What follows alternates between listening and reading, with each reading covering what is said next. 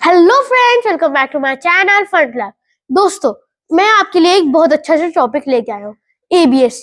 ABS क्या होता है, इसका काम क्या होता है और ये कैसे काम करता है, इससे पहले मुझे आपको कुछ बताना था। जैसा कि फ्रेंड्स, मैंने अपनी पहली वीडियो में कहा था बहुत ज्यादा नया देखने को मिलने वाला है, लेकिन आपको ये लग रहा होगा छोटा है, क्या ही बताएगा।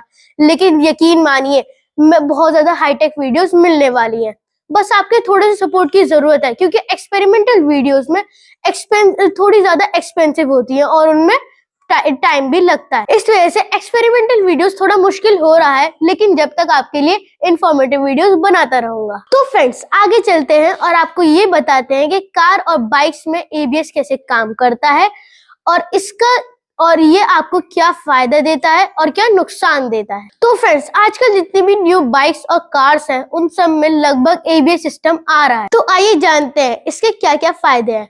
एबीएस होता है एंटी लॉक ब्रेकिंग सिस्टम। लेकिन दोस्तों, आपने अभी तक सिर्फ एबीएस के बारे में सुना है।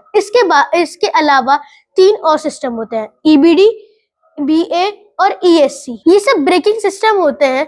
दोस्तों, आपको एबीएस का तो पता ही है, एबीएस को एंटी लॉक ब्रेकिंग सिस्टम कहते हैं। अब आते हैं ईबीडी पर।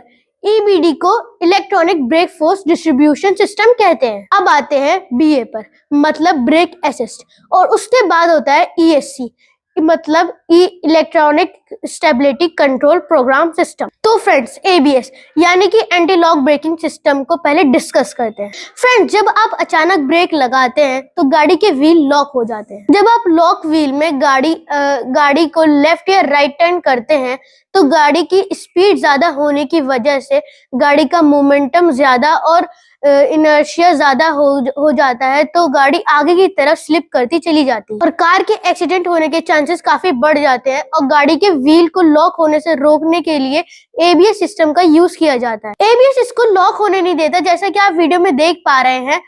एबीएस इसको बार बार लॉक और अनलॉक करता है, जिसकी वजह से आपको टर्न करने का मौका मिल जाता है और कार कम से कम फासले पर रुक जाती है। और अगर ऐसी ही सेम कार एबीएस ऑफ होते ही स्केट करते हुए अपना डायरेक्शन चेंज कर लेती है, जिसकी वजह से कार अनकंट्रोल हो जाती है। और कुछ बाइक में भी इसी तरह का सेम सिस्टम होता है। अगर आप अपनी बाइक में हाई स्पीड में ब्रेक लगाते हैं तो आपकी बाइक विदाउट स्केट करे स्टॉप हो जाएगी। ये एबीएस सिस्टम व्हील को 1 सेकेंड में मैनी टाइम पकड़ता और छोड़ता है, जिसकी वजह से व्हील लॉक नहीं हो पाता। तो फ्रेंड्स, अब बात करते हैं इसके कुछ डिसएडवांटेजेस की। तो क्या होता है, जब आप ऑफरोडिंग कर रहे होते हैं या रेतीले रोड पर चल रहे होते हैं, वहां पर आपको कोई ब्रेकिंग नहीं मिलने वाली, क्योंकि हम हल्का सा भी ब्रेक अप्लाई करते हैं तो वहां पे मट्टी होने की वजह से टायर आराम से स्केट करता है, जिसकी वजह से एबीएस एक्टिवेट होता है और व्हील को लॉक होने नहीं देता। तो वहां पर विदाउट एबीएस से काम चलेगा, क्योंकि कभी कभी ऐसा होता है कि लॉक व्हील में ब्रेक आते हैं, क्योंकि टायर जब लॉक होता है तो अपने आगे की मट्टी को कलेक्ट कर लेता है, जिसकी वजह से वो मट्टी को पुश नहीं कर पाता और व्हील मट्टी में धंस जाता है।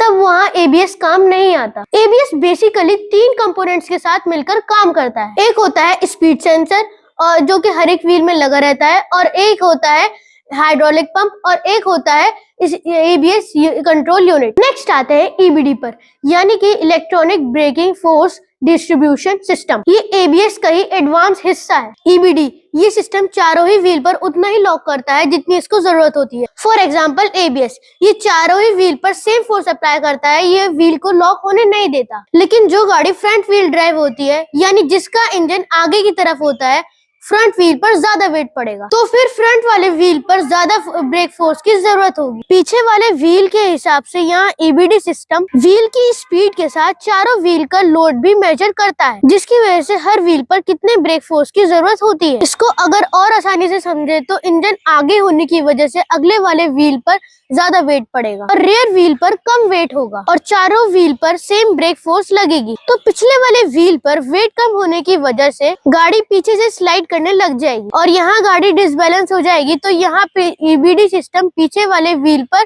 कम ब्रेक फोर्स लगाएगा और फ्रंट व्हील पर ब्रेक ज्यादा लगाएगा, वेट ज्यादा होने की वजह से। सेम ऐसे ही ईबीडी सिस्टम गाड़ी टर्न होते हुए स्लिप होने से भी बचाता है। जब गाड़ी टर्न होती है तब चारों व्हील पर सेम लोड नहीं होता। ईबीडी सिस्टम के कंपोनेंट में wheel speed sensor, vehicle wait sensor और ब्रेक फोर्स मॉड्यूल और इलेक्ट्रॉनिक कंट्रोल यूनिट होता है। नेक्स्ट जो ब्रेक टेक्नोलॉजी है वो है बीए, मतलब कि ब्रेक असिस्ट। यानी कि ब्रेक लगाने में हेल्प करना। ये सिस्टम भी एबीएस सिस्टम के साथ काम करता है। जिन गाड़ियों में ब्रेक असिस्ट होता है उन गाड़ियों में बीए कुछ ऐसे काम करता है। गाड़ी के सामने कोई कुछ आ जाए और ड्राइवर ब्रेक अप्लाई करता है तो मिलीसेकंड की देरी हो ही जाती है। तो इस कंडीशन में बीए सिस्टम ये सेंस करेगा कि ब्रेक पेडल अचानक से दबाया जा रहा है, तो बीए सिस्टम पहले ही फुल फोर्स से ब्रेक अप्लाई करेगा क्योंकि गाड़ी जल्दी रुक जाए और एक्सीडेंट होने के चांसेस कम हो जाएंगे। लास्ट में डिस्कस करते हैं ESC, electronic stability control program system. ये भी बीए